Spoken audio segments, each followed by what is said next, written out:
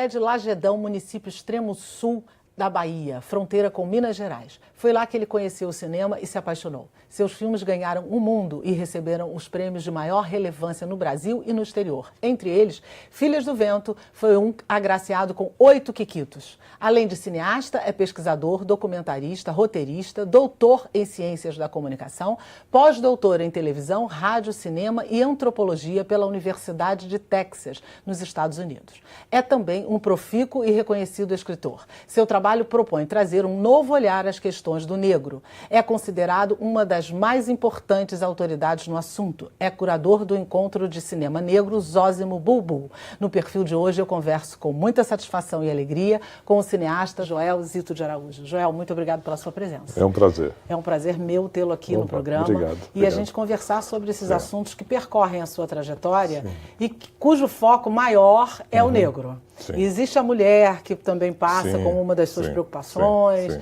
existem outras questões. Mas a comunicação, mas o negro é o foco, não é? Você nasceu no extremo sul da Bahia e com fronteira com Minas Gerais. Isso. O que tem em você de mineiro e o que tem de baiano? Olha, eu acho que eu tenho mais de mineiro por uma questão porque grande parte da minha vida eu vivi em Minas Gerais, né? Mas a minha mãe é baiana, a família, todo o meu tronco negro é baiano, veio do Recôncavo baiano, de Salvador, meu avô era de Salvador. Minha mãe nasceu em Vitória da Conquista. E meu pai é de Salinas, em Minas, que é quase Bahia também, né? Mas efetivamente grande parte da minha vida de formação, até meus 27 anos, eu vivi praticamente em Minas Gerais. Então você é mais mineiro que baiano. Eu sou mais mineirinho, eu acho que eu sou mais mineirinho. Embora eu ame a Bahia, embora eu tenha desejo de ser mais baiano do que eu sou, mas eu sou mais mineirinho. É quem não gosta da Bahia, né? Bom sujeito não pode ser, já disse Dorival Caymmi. Eu adoro os dois estados, eu de fato adoro igual os dois estados. Adoro estar em Salvador, tenho dezenas de amigos em Salvador, adoro trabalhar na Bahia. Mas quanto tempo você mora no Rio? Moro no Rio há 17 anos. Já estou ficando meio carioca, já eu puxo o X. Já está com um jeitinho carioca? O jeitinho eu já tenho. Também é fácil de pegar, né? É fácil. O cinema entrou na sua história com você ainda jovenzinho. Sim. Isso significa que seu pai, sua mãe gostavam de cinema ou foi uma coisa espontânea? Você descobriu e começou a gostar? Naquela época o cinema era muito popular nas famílias. Meus pais gostavam de cinema também. Mas meu pai era músico, era saxofonista, tinha um bar-clube. Então ele era muito mais da música do que do cinema, né? Eu fui apaixonado por cinema desde muito cedo. E eu acabei descobrindo isso um dia que eu fui visitar meu pai, eu devia ter uns 30 anos. Ele falou, olha, seus irmãos encontraram um diário seu aí de adolescente. E meus irmãos, a gente leu, e ficaram rindo assim. Eu falei, gente, o que eu escrevi nesse diário aí, que eu vou passar vergonha agora? Onde foi que eu me entreguei? Onde que eu me entreguei. Eu peguei o diário para ler, que eu não lembrava mais o que eu tinha escrito naquele diário. É a minha única experiência de diário na vida. E aí, para minha surpresa, o meu diário é assim, ontem eu fui ver o filme tal, e fazer um pequeno comentário sobre o filme. Na verdade, era o diário dos filmes que eu assisti na fase dos 13 até os 15 anos de idade, né? Que filmes você gostava de ver? Eu sempre fui muito eclético de cinema, né? E felizmente, aí eu vivi a minha adolescência em Nanuque, porque Lagedão é uma cidade baiana, e a rua que eu nasci naquele período pertencia a Nanuque. Inclusive, de registro, eu sou registrado como filho de Nanuque. Então, portanto, Nanuque era o município sede daquela região ali do extremo sul da Bahia e nordeste de Minas. E por incrível que pareça, você perceber como o Brasil mudou, Nanuque tinha 3 salas de cinema. E tinha uma sala de cinema de arte. Então eu vi de tudo. Então, nesse período aí, desde os filmes assim, de Fellini, Os Boas Vidas, ou Antonioni, Blow Up, eu vi na minha terra, sabe? Mas eu era apaixonado por 007, eu vi os filmes de Massicci, os filmes de Django, né, o faroeste italiano. Enfim, então, o Dio, Como Te Amo. Enfim, eu era muito eclético em cinema. Sua paixão pelo cinema começou por aí? Eu ia no cinema todos os dias. Todos os dias. Eu lembro que só uma novela que me chamou a atenção foi Beto Rockefeller, que eu comecei a gostar. Então, às vezes, quando o filme não estava lá muito bom, eu fugia do cinema para não perder o início de Beto Rockefeller, né?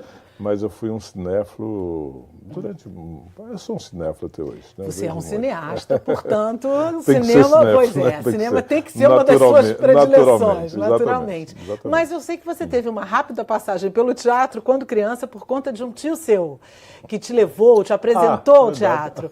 E você não se interessou por teatro, não te despertou nada, o cinema falou mais alto? É o meu tio Vandir. Ele era o mais espivitado da família, né? Ele teve um grupo de teatro, eu fui uma espécie de mascote. Eu ficava muito encantado, principalmente com a transformação dos atores, quando pintavam os cabelos, se envelheciam, etc. Eu vivia na coxia do teatro, com aquela farra do teatro. Eu acho que isso me influenciou. Acho que o Vandir talvez tenha me influenciado mais do que o meu pai, nesse sentido. E eu, quando entrei na universidade, eu entrei em um grupo de teatro também. Então, participei já não lembro mais desse grupo de teatro. Eu lembro que, se eu não me engano, o diretor de teatro, que eu fui fazer o curso, depois se constituiu o grupo, era um argentino chamado Oscar Arais, uma coisa assim. Sabe, era uma coisa assim, mas eu não tenho mais certeza. Eu estou falando dos meus 19, 20 anos de idade. E a partir desse grupo de teatro, a gente criou um grupo de teatro popular, que a gente se tornou muito influenciado pelo Boal. Uma grande influência. Uma grande influência, por esse tipo de experiência. Quando o Boal ia em Belo Horizonte, a gente ia nas palestras dele e tal. Então, nesse período universitário, eu tive uma experiência de teatro popular, E que, de tanto certa na forma, universidade dialoga quanto no... com o cinema e com provavelmente... o cinema e com as opções que eu fiz. Exatamente, com as opções que você foi fazendo ao longo da sua história. Exatamente. Mas antes do cinema, você estudou psicologia, foi isso? Mas foi antes ou foi em paralelo? Olha, o meu envolvimento maior com o cinema começa na universidade com o cineclubismo. A gente cria, eu e mais um outro amigo chamado Geraldinho, vou me esquecer do sobrenome de Geraldo, a gente criou um cineclube no curso de psicologia, que eu fiz psicologia na graduação, e eu participei do movimento cineclubista mineiro, especialmente alimentando essa programação no circuito de periferia dos bairros populares do norte de Belo Horizonte, não sei se é norte, antes na região do Barreiro, região industrial. Mas, enfim, então, aí eu comecei a experimentar o Super 8, comecei a se interessar em ser roteirista, né? Mas, efetivamente, a minha formação em cinema, a minha formação mais teórica, começa depois que eu termino o curso de psicologia. Eu nem queria terminar o curso de psicologia, né? Mas até os meus amigos falaram, Joel, não para não, conclui, né?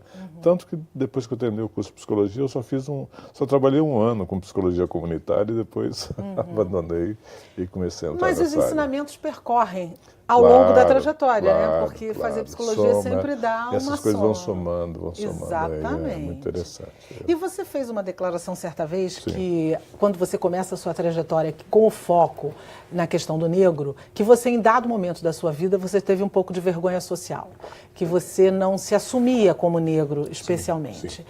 Por que isso? Sim. Como é que você fez as pazes com essa situação e começou a trabalhar esse foco? Pois é, primeiro eu venho de um casamento multirracial. A minha família materna é uma família negra indígena, né? Meu avô era bem negão, a minha avó já era mais indígena, né? Tanto que eu tenho os olhos puxadinhos que vêm dessa genética indígena. E meu pai não era branco, exatamente branco, a mãe dele, inclusive, era mulata, né? Agora, o meu avô era bem brancão, sabe? Era a primeira geração de portugueses no Brasil. Bem, então eu nasço numa família mestiça, com a mãe negra, com um casal que se casou muito jovem, minha mãe se casou com 17 anos, meu pai com 19, muito imaturos, se separam muito cedo, né? Eu vou morar com a minha família branca, eu vou ser educado pelos meus avós, inclusive, né, que me contribuíram muito para a minha formação. Eles tinham mais recursos e minha mãe vai seguir uma trajetória diferente da minha. Minha mãe vai para a periferia, vai ser empregada doméstica, lavadeira, operária, etc, etc. E eu naquele ambientezinho de classe média, querendo fugir disso, não querendo contar para ninguém, querendo me passar por banco e não contar para ninguém que eu tinha uma mãe negra e empregada doméstica, lavadeira. Em um determinado momento, ainda na adolescência, eu percebi o absurdo que eu estava fazendo com a minha mãe e comigo mesmo, né? Então, nesse momento em que, sem a discussão política de negritude, eu vou assumir a negritude da minha mãe. Então, a discussão vem depois de um processo interno. Eu vou, mais tarde, recuperar, inclusive na terapia, recuperar essa minha trajetória, né? Mas naquele período eu era também muito mais parecido com minha mãe. Eu envelheci, estou ficando parecido com meu pai, entendeu? À medida que digamos que eu enegreço por dentro, eu embranqueço por fora, como uma contradição. Eu também acho ótimo, eu sou artista, adoro contradição. Mas efetivamente, quando eu era adolescente, eu tinha um cabelo bem afro, assim, um black power e traços mais negroides. E aquele negócio também era meu barra pesada, né? Eu tinha que enfrentar. E essa opção por minha mãe também me ajudou a ter uma autoestima mais cedo. Me fez bem, me fez bem. No momento em que eu, como um mestiço, um jovem mestiço entre branco e negro e índio, eu opto pela minha mãe, opto pela negritude, eu percebo posteriormente que isso só me fortaleceu. Não só do ponto de vista afetivo, de, sabe, assumir publicamente minha mãe, andar de mão dadas com ela e dizer essa é minha mãe, e, sabe, promover minha mãe. Isso não tem nada melhor, não tem nada melhor, né? E ela, obviamente, sentiu isso, né? E ela devia sentir muito, ela devia ter muita dor no período em que que percebia que o filho dela tinha essa vergonha. Com certeza. Então, não só isso fez bem para esse lado fundamental na vida de cada um, que é ter com tranquilidade o amor materno, paterno, né? Como também, para mim, eu comecei a enfrentar todos os obstáculos do racismo com autoridade, com orgulho. Então eu fui meio, sabe? Eu fui meio assim, desafiador, né? Então, desde aquela época, desde da entrada na universidade, eu comecei a ter uma certa liderança por conta disso. E essa experiência que você acabou de relatar com a sua mãe, com o seu caminho até você assumir essa negritude, foi o ponto de partida para o teu trabalho ser focado na questão do negro, especialmente porque o Brasil, a gente tem contornos muito complicados com essa história? Sim, foi exatamente isso. Foi exatamente isso. Foi exatamente isso que me provocou, que me estimulou e que me... Assim, não foi um processo racional, não foi assim uma coisa que você fala, o Brasil precisa disso, sabe? Ou esse campo não está sendo explorado suficientemente pelos outros, ou eu discordo do jeito que os outros não abordam essa questão. Foi um impulso interno, né? Então, até hoje continua sendo um impulso interno para mim, né? Assim como uma coisa que eu nunca estabeleci como método dos meus trabalhos, que é a questão da mulher, e é muito presente, nunca fez parte dos meus, assim, não, eu quero fazer um filme que mostre, sabe, o machismo, que critique o machismo, que abraça... Não, mas assim, aí...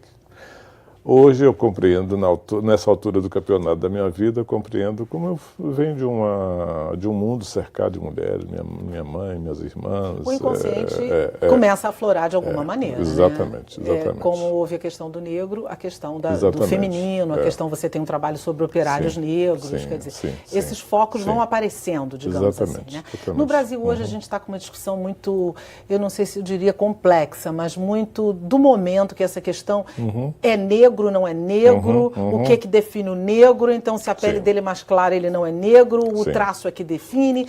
Isso, eu não sei se você percebe que está um pouco confusa essa história. Enfim, como é que a gente poderia definir isso, Joel? O que é ser negro? Você que é um estudioso do assunto. Mas eu vou pedir para você responder para a gente no próximo bloco, porque esse já terminou e eu quero uma resposta consistente. Tá bom. Você fica aí, não sai daí não, que a gente está aqui num papo imperdível. Eu volto rapidinho. É um break bem rapidinho, eu volto já.